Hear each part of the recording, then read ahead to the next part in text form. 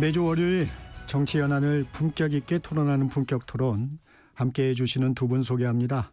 김성태 전 국민의힘 원내대표, 홍익표 전 민주당 원내대표 자리했습니다. 안녕하세요. 예, 안녕하세요. 지난 주말에도 서울에서 벌어진 탄핵 찬반 집회만 각각 4만여 명이 몰렸습니다. 광장의 대립이 극에 달하고 있는데 우려되는 점은 좀 없으신가요? 김성태 대표님. 지금 현재 양 진영에서 특히 정치가 앞장서서 이 현재 탄핵 심판 이후의 사회적 갈등과 분열, 혼란을 이걸 수습하고 그렇게 돼서는 안 된다는 그런 좀 선량한 정치가 이렇게 앞에 서 있으면 아무 문제가 없을 것인데 이 양 진영이 그냥 목을 그냥 내건 그냥 마지막 혈투를 벌리는 그런 중심의 선봉에 서고 있기 때문에 이 혼란은 지난 주말에도 국민들도 이제 피로감도 대단한 것이고 특히 서울 시민들 이름 말할 수 없는 불안에 지금 걱정이죠. 그런 측면에서 저는 현재에서도 이제 더 이상 자고우면 해서는 안 된다고 생각해요. 첫째, 둘째도 국가고 어떤 결정을 내리든 간에 그 결정은 현재는 내릴 수밖에 없는 상황이니까 시간을 끈다고 고름이 살되는 것도 아니고 그런 측면에서 빠른 판단을 이제는 할 때가 됐다 이렇게 보고 있습니다. 네, 홍표 대표님. 예, 저도 지난주에 여러 차례 좀 나가봤거든요. 네. 예, 저도 직접 나갔고 또 민주당 또 집회도 있고 하니까 나갔는데 어쨌든 양쪽에 지금 단식하시는 분들도 있고 등등 해서 여러분들이 농성이 오래되면서 피로도가 굉장히 높아졌어요. 그리고 두 번째는 일부 이제 아주 양쪽 모두 적극 지지층들의 굉장히 신경이 좀 날카롭기 때문에 자칫 광장에서의 충돌 가능성도 좀 걱정이 되고요. 특히 이미 주변 분들하고 마찰이 빈번하게 특히 안국동 지역 중심으로 해서 발생을 하고 있습니다. 그렇습니다. 예, 안국동 지역의 주민들의 피해 또 인근 상점들 어떤 영업의 방해 등등 여러 가지 어려움들을 좀 호소하고 있기 때문에 이분들의 헌법재판소가 지금 빨리 결정을 내려야 된다 이렇게 생각을 합니다. 특히 안국동하고 북촌 일대는 우리 외국인 관광객도 많으시잖아요. 그렇죠. 예, 그렇기 때문에 그분들에게 보여준 어떤 한국에 대한 이미지도 있어서 저는 이번 주를 넘겨서는 안 된다. 헌법재판소가 충분히 숙고했을 것이고 또 결론도 어느 정도는 접근돼 있을 거로 생각하기 때문에 이제는 결정을 하고 그 결정에 따라 가장 중요한 것은 제도권 내에 있는 정당들이 이에 대해서 승복하고 그다음에 두 번째는 그동안에 이제 지지층들에 대해서 승복할 수 있도록 설득의 준비를 해야 될 시점이라고 생각합니다. 민주당은 장애 여론전에 더 적극적인데 이 윤 대통령 석방이 좀 영향을 미쳤을까요? 조금 영향을 미친 건 사실입니다. 왜 그러냐면 윤 대통령 당내에서도 이제 율사들도 있고 하니까 여러 분석을 하는데 윤석열 대통령의 구속 취소가 헌법재판소의 탄핵 결정에 어떠한 영향을 미치지 않는다는 것은 다 알고 있어요. 근데 다만 일부 이제 당원들이나 또는 지지자들이 굉장히 이제 걱정들이 불안감이 커진 거죠. 윤석열 대통령이 구속 취소가 되면서 그런 불안감이 높아지고 그럼 민주당은 뭐 하냐?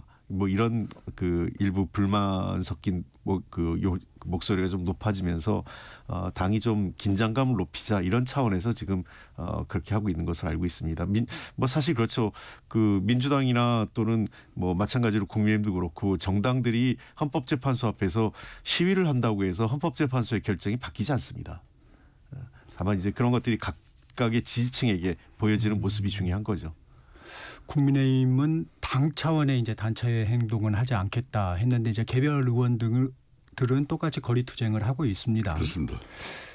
이게 강성 지지층들이 당에서는 뭐 하냐 지금 이런 요구들이 좀 나온다는데 이게 탄핵 심판 이후에 좀 대비를 하는 건가요? 어떻습니까? 그렇죠. 책임 있는 집권 정당입니다. 그것도 민주당처럼 야당은 아니에요. 국회 절대적인 입법 권력을 가진 제1당의 민주당 야당도 이제 국가적 책임이 있습니다만은 국민의힘은 집권당으로서 그 책임은 더 경중상 더 크다고 봐야 되겠죠.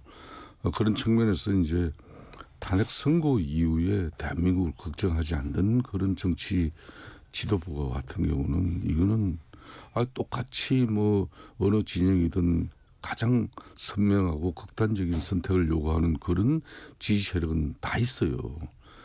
그 지지 세력들에게 당 운영이나 또 당의 입장을 그렇게 해서 허리많은 객관성과 균형성 이걸 상실해버리면 이제 조기 대선도 문제이지만 탄핵 심판 이후에 나라를 안정시킬 그 책임도 윤석열 대통령과 또 양당 지도부 이런 사람들이 가장 우선이에요. 그런 측면이라면은 양극단의 저 극성이라고 우리는 좀 멀었습니다만은 좀 강성 지지층의 목소리에 의해서 절대 일희일비하고 좌우면하면 안 되는 것이죠. 그렇기 때문에 어떤 경우든 양당 지도부는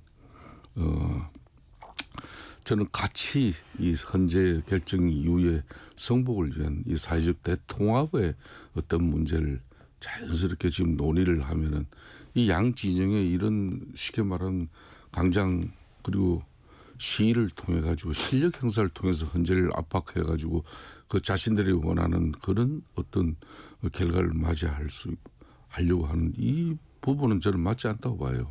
그렇기 때문에 저는 지도부 입장에서는 선을 일정 부분 긋는 것은 현명하다고 보고 있습니다. 주말 휴일을 지나면서 국민의힘 원내대표, 민주당 원내대표 다 헌재 결정에 승복하겠다는 메시지를 냈는데 왜 서로 믿지 못하는 겁니까? 글쎄요, 아마 이제 그러니까 뭐 이 정치적 공세적인 성격이 서로 깔려 있는 거죠. 네. 그러니까 이제 그러나 이제 이렇게 얘기를 하잖아요. 이재명 대표도 얘기를 했었고 승복 안 할래 안 할 방법이 없습니다. 현실적으로. 그러니까 다만 이제 이런 거죠. 헌법재판소의 결정이 났을 때 그 양 정당 제도권 내의 정당은 그걸 수용할 수밖에 없는 그러니까 그 결과가 자신들이 원튼 원치 않든 간에 근데 문제는 광장에 있는 지지층을 어떻게 할 거냐 하는 문제는 남아 있어요. 그러니까 그걸 그대로 방치할 건지 아니면 그 사람들한테 계속 그러니까 세 가지 경우가 있겠죠. 계속 열기를 고조시켜서 결과가 그 이미 났는데도 불구하고 그 불복하는 여론을 지피는 경우도 있고 두 번째는 그냥 방치하는 경우 그리고 세 번째는 뭔가 적극적으로 이 승복할 수 있도록 설득하는 경우가 있는데 저는 개인적인 걱정은 그렇습니다.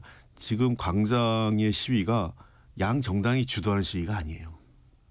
그러니까 그러다 보니까 이 양 정당이 뭐 방치하는 정도 승복이라고 하는 게 방치 정도지 설득할 수 있는 그 정치적 역량을 갖고 있느냐 하는 문제에 대해서는 약간 회의적입니다. 네. 어떻게 보십니까? 뭐 일정 부분 우리 홍 대표께서 말씀하신 내용도 저는 상당히 동의를 해요. 그래서 이거는 어떤 뭐 승복의 문제를 가지고 지금 현재 너무 언론에서도 승복할 거냐 말 거냐. 뭐 어제 국민의힘 같은 경우는 지도부 투탑 중에 한 사람인 권성동 원내대표가 일요일임에도 불구하고 기자회견을 통해서 우리는 승복한다. 명확하게 입장 밝혔잖아요. 네. 이걸 이제 또 민주당 또 진영은 또 그 진위에 대해서 진정성에 대해서 믿질 못하는 것이고 그럼 니네들은 이재명 대표가 그러면은 이런 입장 발표라도 공식화한 적이 있나? 이렇게 과거에 뭐 조금 뭐 채널 A인가 뭐 특정 그 방송 인터뷰하면서 조금 언급한 건 있지만은 공식화한 건 없지 않냐? 이렇게 또 정치적인 공격이 또 되는 거죠. 성복의 문제는 이거는 이 당이고 저 당이고 성복 안 하고 어떻게 하겠다는 겁니까? 그럼 강성 지지층에 둘러싸여 가지고 그 사람들의 목소리대로 자신들은 인용 내지는 기각되지 않으면 자신들의 요구 바람대로 되지 않으면 결론은 내란을 일으키겠다는 어떤 그런 그런 포고를 통해 가지고 그러면 헌재가 우리 주장을 수용해라. 뭐 이런 정도면 이게 후진국이지 뭐 이게 그 선진국을 지향하는 대한민국의 정치 현실에서는 맞지 않는 내용이죠. 그러니까 저는 언론에서도 성복의 문제를 가지고 더 이상 뭐 그렇게 당연히 해야죠. 민주주의가 성복이죠. 이제 그런 얘기가 자꾸 나오는 게 이 탄핵 심판 이후에 그래도 정치권이 해야 될 일이 이제 국민 분열을 최소화하는 일에 그렇습니다. 정치권이 이제 나서야 되니까 그런 부분에 대한 확약을 좀 받고 싶다 이런 의견들이 있는 것 같습니다. 여야 지도부가 이 공동의 메시지 이 모여서 공동 기자회견을 한다든가 이런 부분은 좀 필요하다고 보세요? 뭐 필요할 수도 있겠는데 저는 현실적으로 어려울 거로 봐요. 지금요. 왜냐하면 지금까지 대치 국면 아까도 제가 말씀드렸지만 지금 광장의 어떤 이 에너지가 두 정당이 그 주도해서 만든 에너지가 아니기 때문에 이것을 예를 들면 저 제도권 정당들이 어떻게 하겠다라고 해서 이게 수그러들 상황이 아니에요. 그러니까 그런 측면에서 제가 보기에는 제도권 정당들이 그렇게 얘기하는 것 자체도 큰 영향을 주진 않는 이 변수가 안 되지 않을까. 다만 이제 지속 가능성에 대해서 이제 그 문제가 있겠죠. 그러니까 일단 이 승복한다 하고 두 정당이 결과에 관계없이 이제 이 광장과의 어떤 거리두기를 한다면 저는 뭐 그 과거 박근혜 대통령 탄핵 때도 보면 짧게는 한 5일에서 5일 정도 길게는 한 열흘 이내를 넘진 않을 것 같아요. 그 여진 휴일적으로 그래도 한 5명이 또 안타까운 목숨을 또 잃는 그런 뭐 이 참 휴일증이 컸죠. 지금 상황은 그때 상황보다 뭐 비교가 안 될 정도입니다. 그렇기 때문에 다들 우려하는 거죠. 그런 측면에서 저는 여야 정치인 협의체가 그나마 이 난국에서도 가동이 되고 운영이 되고 있지 않습니까? 그래서 일정 부분 또 성과도 내고 있어요. 그러니까 국민연금 소득 대체율 이거 몇 년 끌던 거 이런 거 이제 합의해내고 또 상속세율도 또 조정해내고 이런 거 좀 상당한 진전이 있어요. 여기에 플러스로 지금 현재 정치적인 측면 그러니까 이제 현재 이제 탄핵 심판 결과를 갖다가 승복하고 그리고 이후에 국가적 이런 국민 통합과 사회 혼란 뭐 이런 걸 방지하기 위해서 여야 정치권이 머리를 맞대고 이걸 해소하기 위해서 최선을 다하는 그런 모습. 그러니까 공동 승복 뭐 그런 합의 뭐 선언이라든가 뭐 이런 부분 그런 걸 여야정 협의체에서 이런 거 지금 하면 딱 맞아요. 이런 걸 하는데 너무 지금 현재 완전 이게 정거래 법칙이 되어버렸어요. 지금 정말 죽지 않으면 뭐 자신이 죽는다는 그 논리로. 하지만 대한민국의 민주주의는 결코 어느 한쪽의 힘에서 굴러가고 또 체제가 전환되지 않습니다. 일정 부분 지금까지의 주장은 또 공격은 있었지만 이제는 헌재의 시간이에요. 헌재가 지금 이러지도 못하고 저러지도 못하고 제가 보기에는 딱 그러고 있는 것 같아요. 그래서 심리기를 오늘로 딱 변론기를 종결시키고 난 뒤에 20일째입니다. 노무현 박근혜 전 대통령 같은 경우 14일 이내에 끝냈지 않습니까? 뭐 국가의 불확실성이 이렇게 장기화되는 걸 사실 헌재 입장에서도 자고무면만 한다고 답이 안 나오는 거죠. 언제까지 광장에서 양 진영의 그냥 새 대결로 그걸 간이나 보고 있을 겁니까? 잘못한 건 잘못한 대로 또 절차가 잘못돼서 이거는 대통령 직을 파면할 정도로 중한 사안이 아니다 판단을 하든지 뭐 어느 경우든 해야 될 거 아닙니까? 빠른 선고를 두 분 다 촉구하고 계십니다.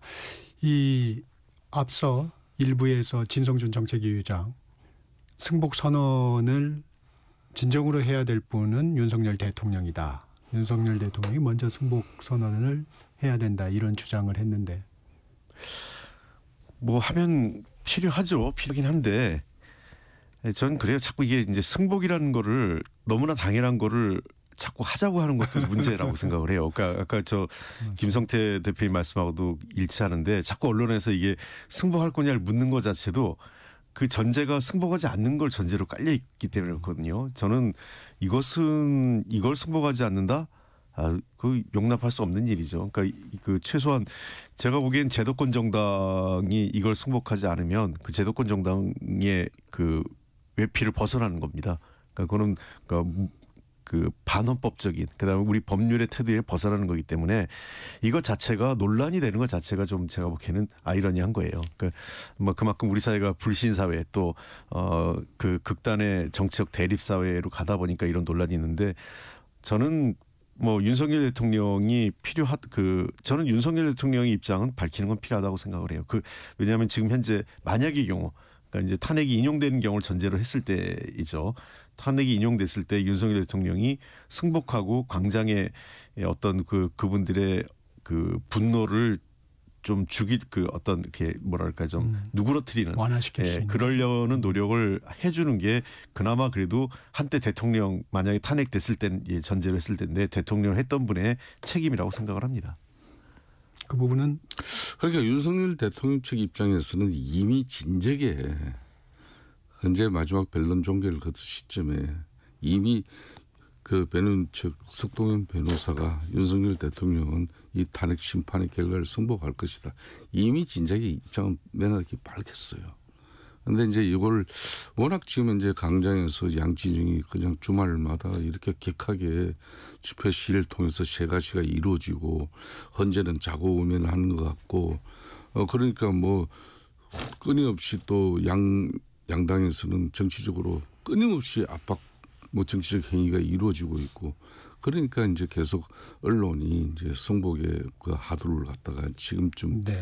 웬만큼 정리를 하는 게 이제 헌재 판단이 용이해지겠다 그런 이제 언론적인 판단이 있는 건데 저는 뭐 윤석열 대통령 입장에서 다시 뭐 본인이 지금 뭐 기자회견을 해가지고 나는 현재 결과에 따라서 무조건 승복할 것이다. 이걸 하는 것 자체도 또 좀 이상하게 또 해석이 될 것이고 이 부분은 지금 윤석열 대통령이 간접 복귀하고 난 이후에 어떤 경우든 뭐 쉽게 말하면 언론에 기사될 수 있는 그런 접근들이나 심지어 뭐 어떤 뭐 정치적 행위가 지금 없지 않습니까? 네. 이거는 뭐 결론은 개모의 그냥 그리고 어떤 결과든 헌재 결과를 자신이 뭐 따르겠다는 그런 뭐 반정 아니겠습니까?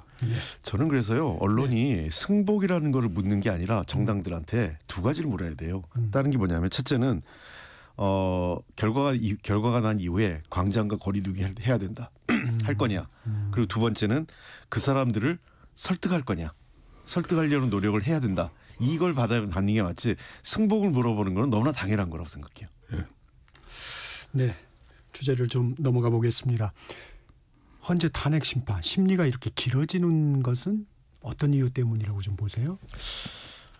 글쎄요, 뭐 이거는 헌법재판소 내부의 문제이기 때문에 지금 곳곳에서 나오는 뭐 5대 3이다, 뭐 8대 0이다 이런 얘기들은 전부 다 억측이고요. 사실에 기반하지 않은 얘기인 것 같습니다. 다만 헌법재판소의 지금 이 심리 과정이 과거 역대 지금 제일 길어지고 있는데 이것은 이제 그런 부분이 있는 것 같아요. 박근혜 대통령 때보다도 훨씬 더 이게 지금 정치적 갈등이 좀 높아졌고요. 네. 예.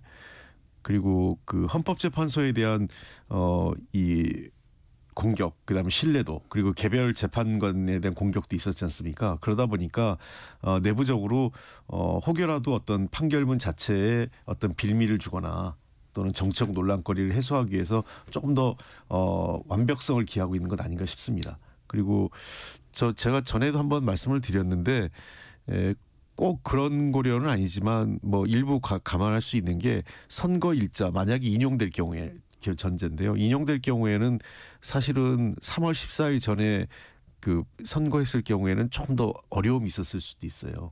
그래서 제가 이 3월 17일 이후부터 요 가능성이 높다고 보는 거는 대통령 선거일이 그러면 이제 60일 이내이기 때문에 네. 3월 14일 전에 하면 불가피하게 4월 30일이나 5월 7일이 돼요. 근데 그 장기 연휴가 지금 5월 초에 있지 않습니까?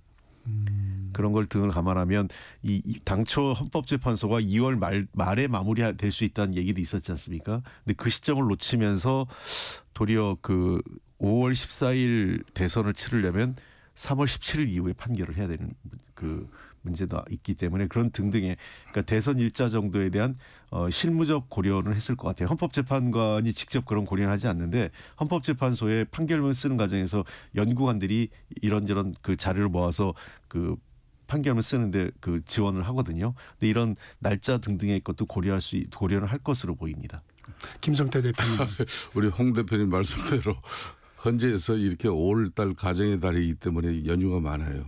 그렇기 때문에 이게 인정이 되고 이제 조기 대선 뭐 그 전국까지도 걱정해 주면은 걱정하는 게 좀 그래서 이게 좀 지연된다. 저는 그렇게는 좀 어떻게 보지는 생각하세요? 않습니다. 이게 근본적으로 일부 언론 심지어 언론 보도까지 나왔지만은 만일 이번 주 나온다면 각하 다음 주에 나온다면 기각 선고 나올 가능성이 그다음 모 언론 보도가 어제 나왔어요. 저도 깜짝 놀랐는데 이게 이제 뭐 그런 기사도 있다는 거는 제가 이제 말씀드린 것이고 특히 주요 이제 탄핵 소추 사유였던 그런 내란죄를 철회시킨 부분하고 그리고 헌재법 32조 위반 뭐 이런 절차적 헌결이 분명하게 있다. 지금 현재 평의가 계속 이루어지고 판결이 나지 않는 부분에 대해서는 네. 그래서 지금 현재 그런 측면에서 이 적법한 요건을 갖추지 못해서 결론을 내리지 않고 재판을 물리치는 그런 각하의 분위기도 있다. 그러니까 이제 양 진영이 다 기정사실로 뭐 비춰질 수 있는 그런 일부 유튜버들의 그런 예측. 그러니까 여기에 지금 현재 뭐 정치권이 양 진영이 일희일비하고 있거든요. 그런데 이제 저는 이제 좀 상당히 눈여겨본 부분이 허영경희대 이제 법학전문대학 그 석좌 교수님. 헌법학자시죠. 예, 이건 한국의 대표적인 헌법학자이지 않습니까? 한국 헌법학을 또 저술하신 분이고 이 분야 최고의 석학이라 해도 과언이 아니거죠. 그런데 이분께서도 이제 현재 낸 그 의견서에서 이 탄핵 소추안의 핵심인 내란죄 천을 인정해서 소추의 그런 동일성이 상실했다. 또 소추 사유 철회에 대해서 국회에 다시 계류도 있어야 되는데 재계를 그런 절차가 없었다. 그렇기 때문에 이걸 각하돼야 된다는 그런 이 허영 교수님 같은 경우도 이런 한국 최고의 헌법학자인데 이런 입장을 내요. 그렇기 때문에 이게 참 저 같은 사람도 많이 혼란스럽고 혼돈스러운 건데 이렇든 저렇든 지금 현재는 8대 0으로 어떤 경우에 결정이든 내야 된다는 그런 상당한 이 탄핵 심판 이후에 사회적 갈등 분열 혼란을 이걸 그나마 최소화하기 위해서는 현재 재판관들의 만장일치 결정으로 비록 의견에 좀 차이는 네. 소수 의견을 달더라도 그렇기 때문에 저는 뭐 시간이 걸리는 거 아니겠냐 이렇게 보고 있습니다. 그런데 지금 여론조사 이런 걸 보면 탄핵 찬성과 탄핵 반대가 한 6대 4 정도로 나오잖아요. 이런 네. 구성을 본다면 만장일치가 좀 어렵지 않겠느냐 이렇게 분석하는 의견들도 좀 있습니다. 어떻게 보세요? 저는 그렇게 생각하지 않는 게요. 네. 이 문제는 헌법과 법률에 대한 그 해석에 대한 문제거든요. 그러니까 여론조사로 결정되는 게 아닙니다. 그렇기 때문에 물론 이제 여론조사가 일정 정도 뭐 심리에 영향을 줄 수 있겠지만 우리나라 헌법재판관들의 판단이 여론조사에 따라 움직이지는 않거든요. 그러니까 제가 이렇게 설명을 드릴게요. 그러니까 자꾸 이제 그 여당이나 이제 보수 쪽에서 헌법재판소 재판관들의 정책 성향을 문제 삼는데 그 이진숙 방통위원장 같은 경우 4대 4 나왔을 때 이제 그런 해석을 많이 했잖아요. 그런데 네, 이틀을 했었어도 그 행위에 그 어떤 그 법률 위반성이 매우 문제가 된다는 거예요. 그러니까 이미 그때 결정했던 2인 체제에서 결정했던 것은 대법원으로 확정돼 가지고 MBC 박문진 이사 같은 경우는 다 지금 중단됐어요. 네. 결정된 상황이. 네. 그렇기 때문에 그 당시에도 그 판결할 때 이미 1심, 2심의 판단이 있었기 때문에 그 헌법재판관들의 그 결정이 상당히 그 나뉘었던 거죠. 그 중대성 갖고. 그러나 이후에 그 헌법재판소가 지난번에 그 감사원장이나 서울중앙지검장 등 검사 3인에 대해서는 8대 0으로 나왔잖아요. 네. 정책 성향과 무관하게 법률적 해석대로 한다는 겁니다. 이런 사실을 감안하면 제가 보기에는 도리어 서초동에 있는 법조인들 의견에는 진보 보수를 가리지 않고 거의 한 8, 9명은 그 인용될 수밖에 없지 않느냐. 그러니까 예를 들면 그 감사원장 했던 최재형 법관 출신이잖아요. 그다음에 국민의힘 국회의원도 있고 그분 같은 경우 우리가 다 아는 보수적 인사임에도 불구하고 그런 분들도 인터뷰나 여러 차례 공개적으로 입장을 밝힌 데에서는 윤석열 대통령이 좀 안 됐긴 했지만 탄핵이 인용될 수밖에 없다 이런 얘기를 하세요. 그러니까 지금의 제가 보기에는 탄핵의 인용에 대한 판단 이 문제는 정치적 성향 그다음에 여론조사 결과가 아니라 헌법과 법률의 위반 여부에 대해서 하는 거고 아까 김성태 의원님 절차적인 문제 얘기했는데 네. 사실 절차적인 문제에 대해서는 이미 헌법재판소가 일반 형사법 절차하고 다르게 형사법 절차는 절차적인 문제에 대한 형사법 절차를 따르지만 헌법재판소는 스스로 이것이 이 헌법재판소의 그 심리에 적절하냐 아니냐 자체적으로 판단하거든요. 평의를 통해서 즉 내란죄 그에 대해서 그 삭제하고 그 심리를 하는 문제 그리고 그것이 뭐 별 문제 그 국회의 추가적인 동의가 필요 없다라는 그런 것들을 이미 헌법재판소의 재판관들이 평의를 거쳐서 수용한 상태에서 이루어졌기 때문에 절차적인 문제에 대해서도 저는 큰 그 변수는 없다 이렇게 보입니다. 홍 대표님 말씀 뭐 대체로 뭐 네. 헌법과 법률에 따라서 법리적 판단을 할 수밖에 없겠죠. 그렇지만 지금 이제 윤석열 대통령 탄핵 심판의 주심이 이 정영식 재판관이 맡고 있지 네. 않습니까? 이 정재판관 같은 경우는 이 법리 판단이 아주 세밀한 원칙주의자입니다. 그래서 이 법리와 정거를 지금까지 가장 헌재 재판관들 중에서도 11채 변론기일에서도 이렇게 보여줬습니다만 가장 철저하게 신문하고 검토하는 사람이에요.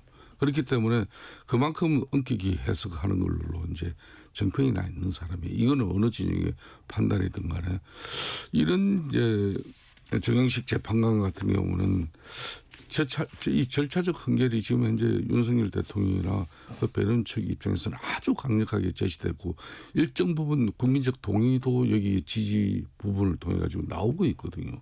그렇기 때문에 이게 성급하게 뭐 인용 기각 이 결론을 내기보다는 8명의 헌재 재판관이 이제 만장일치를 어느 한쪽의 결정이든 네.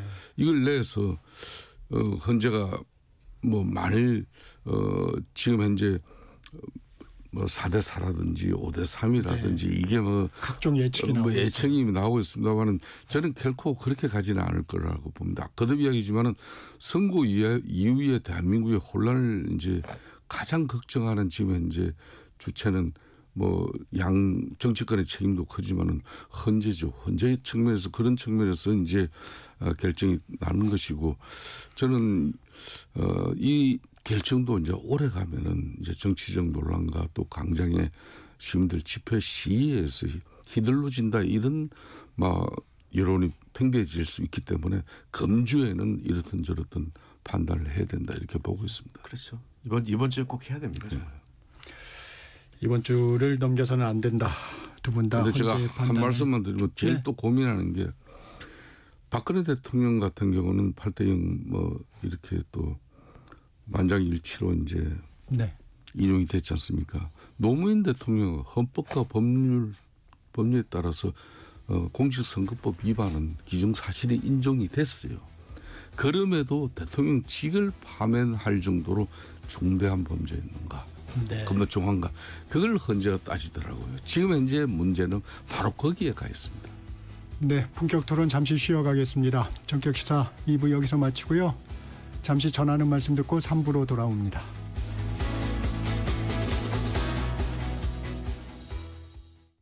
잠시 후 8시 반부터 일부 지역국에서는 해당 지역 방송을 보내드립니다. 워렌 버핏은 가치 투자, 필립 피셔는 성장주 투자, 피터 린치는 장기 투자. 방법은 달라도 목표는 하나. 성기영의 경제쇼가 성공의 길로 안내합니다. 깊이 있게, 명쾌하게, 지금 이 시대 경제에 관한 모든 것을 알려드립니다. 평일 오후 4시 5분 성기영의 경제쇼와 함께하십시오.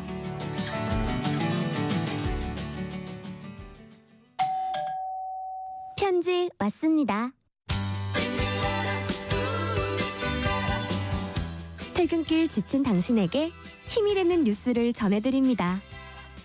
매일 저녁 5시 5분 당신과 함께 읽는 세상 이야기 KBS 1라디오 뉴스레터 K.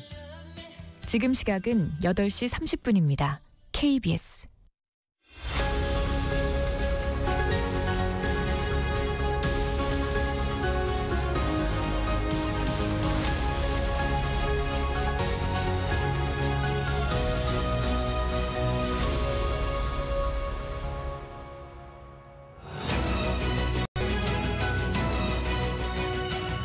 본격 토론 이어갑니다. 김성태 전 국민의힘 원내대표, 홍익표 전 민주당 원내대표 함께하고 계십니다.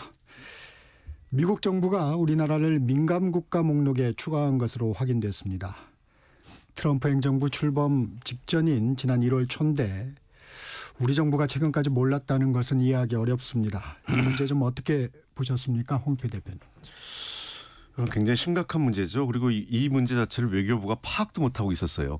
그러니까 이제 뭐 이런 말이 있는데 뭐 확인 사실 파악도 제대로 못한 상태에서 지금 거의 뭐 리스트는 포함돼 있고 이제 4월 정도에 이제 공개될 상황이기 때문에 이것을 지금 되돌리기도 좀 어려운 상황인 것 같거든요.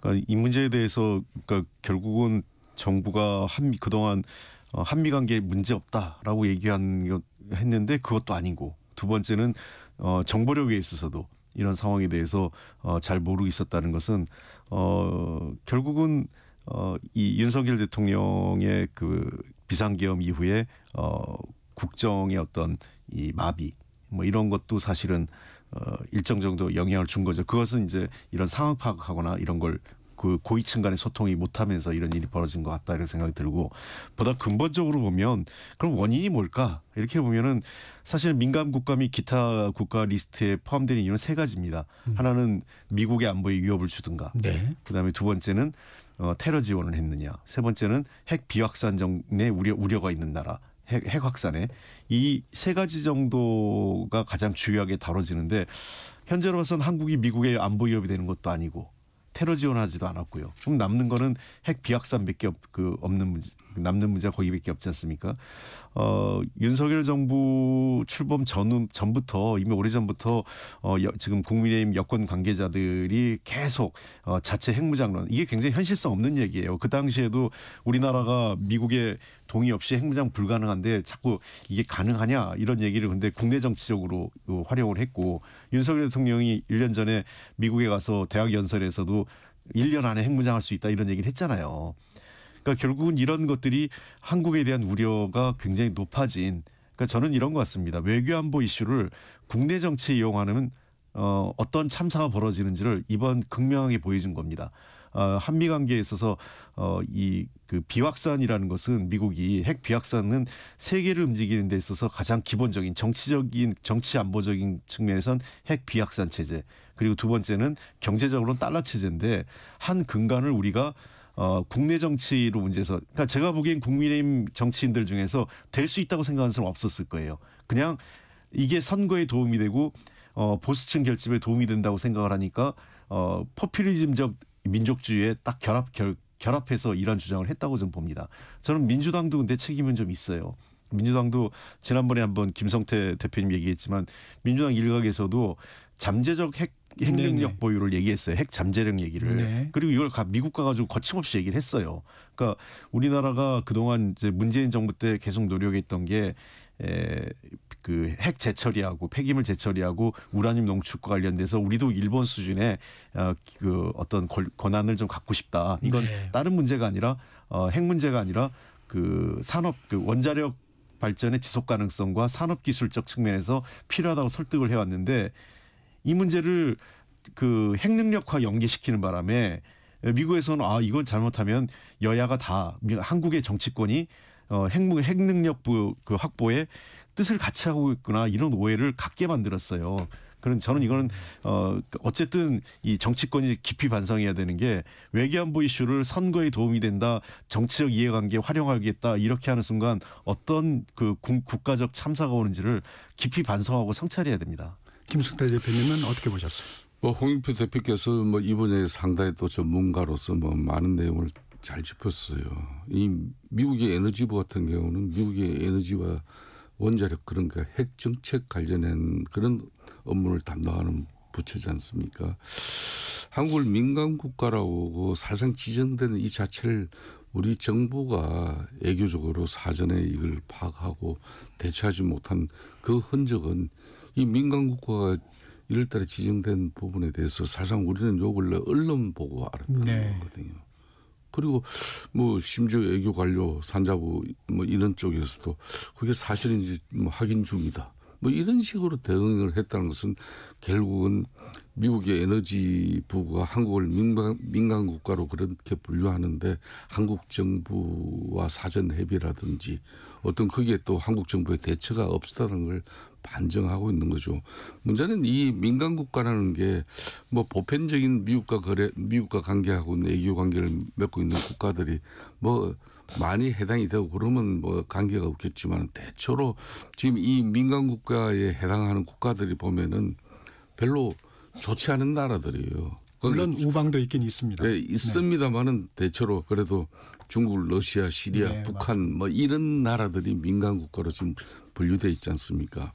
그러니까 이제 민간 국가는 이제 지금 현재까지는 정책적 이유로 특별한 고려가 필요한 국가라고 이렇게 뭐 나름 자기네들이 정의를 하고 이야기를 하고 있지만 여기에 지금 현재 비롯되는 그 문제는 단순하게 뭐 어떤 첨단 기술의 협력 뭐 강화 연구 뭐 이쪽의 문제뿐만 아니라 심지어 뭐 비자 발급 기간도 이렇게 보통 뭐 1주 2주 안에 끝나는 걸 이게 뭐 또 마냥 좀 길어질 수도 있는 거고. 그러니까 우리 국민들 실생활이라든지 또 뭐 특히 이 여러 가지 이제 K 방산 뭐 그리고 이제 K 푸드 문제 뭐 엄청난 대한민국의 이 경쟁력이 미국의 이런 민간 국가 조치로서 그리고 이제 또 여기에 비상계엄 문제로 가지고 지금 현재 국가의 리더십이 지금 실종돼 있지 않습니까? 그러다 보니까 외국에서는 이 파장을 더 크게 지금 볼 수가 있는 거죠. 그런 측면에서 이제 걱정이 되는 것이고 뭐 이 부분에 대해서도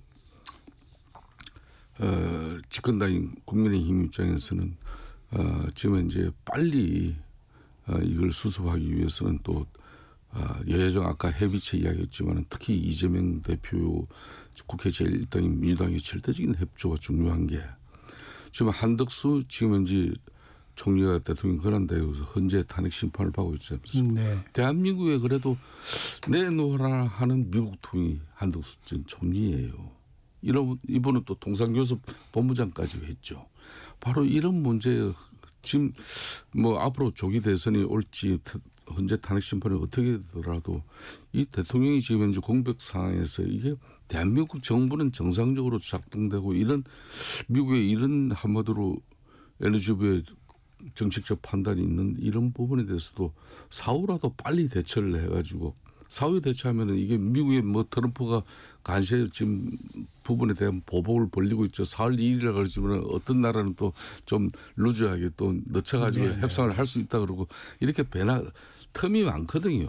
그래서 좀 빨리 한덕수 대행 체제라도 지금 현재 이재명 민주당 대표가 좀 여야정 협의체를 통해서 헌재가 이 결심을 탄핵 결심을 하는데 좀 자고우면하지 않을 수 있는 그런 정치적 여건을 만드는 것도 대단히 중요한 일이라고 봅니다. 홍 대표님, 이 해결의 돌파구로서 지금 한덕수 총리의 탄핵 심판 선고 좀 빨리 해서 이런 부분의 리더십 공백을 좀 메꾸는 게 어떠냐 이런 의견은 어떻습니까?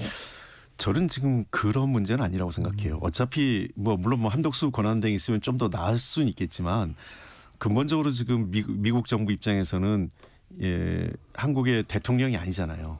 그리고 어차피 만약에 그 윤석열 대통령이 복귀하는 게 아니라면 탄핵이 됐을 경우에는 그 새로운 대통령이 뽑힐 때까지 협의가 안 될 거고요. 그 권한대행하고는 협의 안 합니다. 저는 이 문제는요. 국회가 나서야 됩니다. 그러니까 왜 원인을 국회가 제공한 거예요. 두 정당이.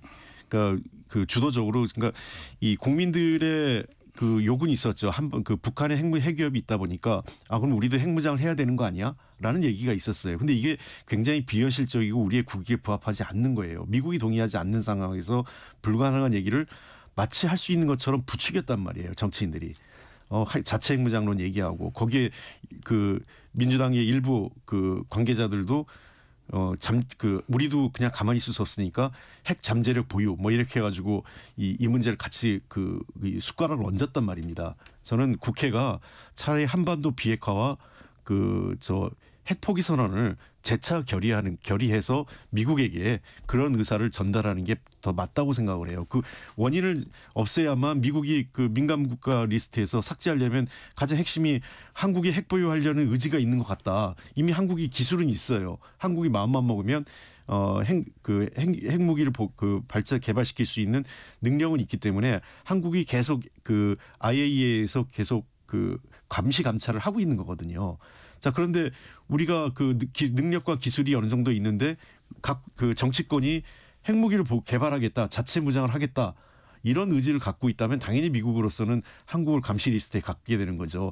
이것을 지금 전격적으로 미국 그 트럼프 대통령이 명령을 내리지 않는 한 4월 달에 그냥 무조건 가동됩니다. 4월 가동되면 어떤 일이 벌어지느냐? 미국에 그 일하고 있는 우리나라 아마 관련된 분야의 과학 연구자들이 R&D 분야에 있는 사람들이 전부 다 잘립니다. 그 가능성이 매우 높아요. 그리고 대학에 있는 경우도 그러니까 그 대학에서 미국 정부로부터 관련 프로젝트에서 참여하고 있는 사람들도 다 쫓겨날 가능성이 높아요. 그 비자 이런 문제는 추후에 발생하는 거지만 이미 그런 사례가 중국이 이런 문제 포함됐을 때 중국 연구자들이 대거 일선에서 다 잘렸습니다. 이미. 그러니까 그거는 그냥 매뉴얼대로 하는 거예요. 이게 한국에 대해서 봐주고 뭐 이런 게 아니라 이 민간 국가가 들어가면 그냥 그거에 따른 매뉴얼이 있어요. 이게 관련된 핵 개발이나 또는 비핵화 관련된 중요 핵심 기술, 그다음에 첨단 과학 기술 분야에 대해서 민간 국가에 관련된 연구자들은 참여하기 어려운 거예요. 네. 네. 주제를 좀 넘어가 보겠습니다.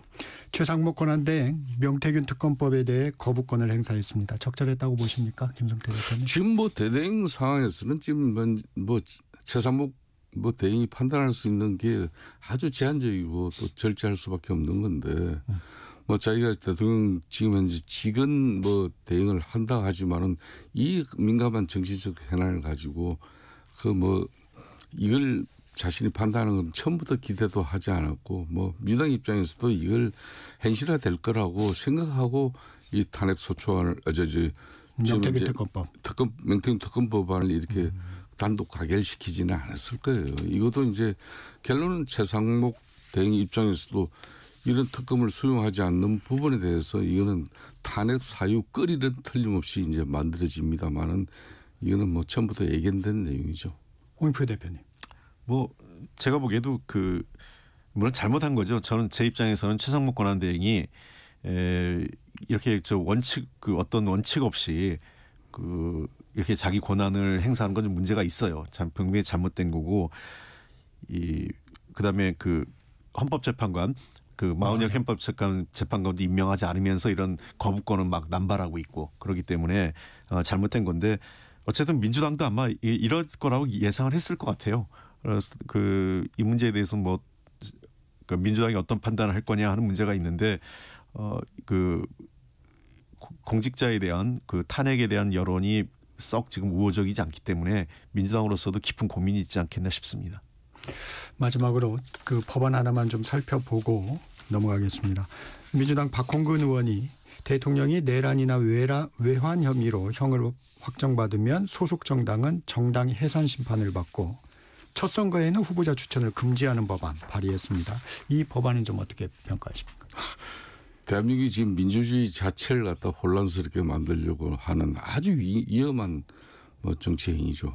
이런 법을 만들어 가지고 이게 현실화될 거고 이 법안을 과연 민주당이 국회 제1당으로서 절대적인 입법 지금 현재 행위에는 아무 문제가 없는 의석을 가졌다고 하지만 만일 이걸 갖다 민주당 단독으로 의결한다 그러면 그 자체도 아마 대한민국 헌정사에 길이 남을 일이죠. 이거는 정말 아무리 적대적 관계 비슷하게 지금 이렇게 이해관계가 최악의 상황이 되어 있는 상황이지만도 그 마지막 검도라는 것도 있는데 그 같이 싸운 정당 또 대한민국은 지금 현재 진보 보수로 이 양당 체제가 거의 공고하게 굳어져 있는 그런 상황에서 그런 한 당을 갖다가 이걸 해체시켜 버리겠다. 그럼 자신들만의 거대 입법 권력으로서 대한민국에 존재할 수밖에 없는 유일 정당으로 가자는 거 아닙니까? 그건 즉 대한민국 헌법과 민주주의를 부정하는 지금 심대한 한마디로 잘못된 정치 행위예요. 홍표 대표님. 예. 뭐 이런 뭐 이게 뭐 민주당의 공식 법안이 아니기 때문에 민주당 의원 한 10여 명이 예, 개별원이 낸 법이기 때문에 어떤 한계 법안을 갖고 민주당이 입장이다 이렇게 할 수는 없고요. 제가 보기엔 민주당이 이걸 당론으로 추진하지는 않을 거로 생각을 합니다. 그러니까 박홍근 의원과 이제 몇몇 의원들이 개별적으로 낸 법안이고 왜 그러냐면 아까도 얘기했잖아요. 지금 탄핵 이후에 결과가 어떻게 나오든 간에 사회가 분열돼 있고 결국은 그때 가서 같이 이 지혜를 모으고 해결해야 될 게 어쨌든 원내 100석 이상이 가지고 있는 국민의힘과 협의를 안 할 수가 없어요. 그리고 저는 과거 통합진보당 해산 과정에서도 문제가 있었다고 봤어요. 왜 그러냐면 어떤 한 명의 어떤 그 반헌법적 반국가적 행위를 갖고 정당 전체를 해산으로 가는 게 맞느냐. 그러니까 실제로 그 정당이 그러한 행동을 했느냐에 대한 판단을 정확하게 그건 별개의 문제지만 대통령 만약에 이제 윤석열 대통령을 직접 꼭 뭐 그 사람이 아니더라도 해당 대통령의 어떤 탄핵으로 인해서 그러면 그때 이 정당이 동일하게 어떤 위헌적 행동과 연계돼 있고 그런 것을 같이 했느냐. 라고 했을 때 이제 심판을 받는 거지 대통령이 탄핵되면 자동으로 그 정당이 해산 청구를 하고 심판을 받게 하는 것 자체는 이거는 그 과잉법이라고 보고요. 아마 이런 것 자체는 헌법재판소에 갔을 때 굉장히 위헌적이어서로 그 걸릴 가능성이 높을 겁니다.